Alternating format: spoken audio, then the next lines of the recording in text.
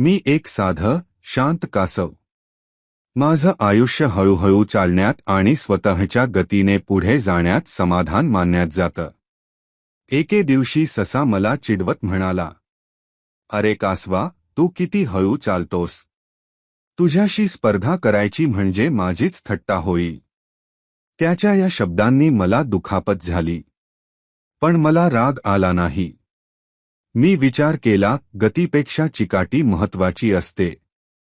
म्हणून मी त्याला म्हटलं, "चला, आपण शर्यत करूया. मग बघू कोण जिंकतं." शर्यतीचा दिवस ठरला. आम्ही दोघं निघालो.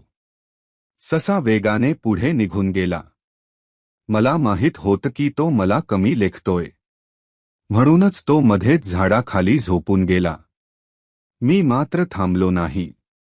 माझं मन म्हणालं, "हळूहळू चाल, पण थांबू नकोस." पाऊलोपाऊल टाकत मी पुढे सरकत राहिलो. शेवटी मी ध्येयापर्यंत पोहोचलो. लोकांनी आनंदाने हर्षोल्हास केला. ससा जागा झाला तेव्हा उशीर झाला होता. त्या दिवशी मला एक मोठा धडा मिळाला. जिंकण्यासाठी वेग नव्हे तर सातत्य आणि चिकाटी महत्वाची असते.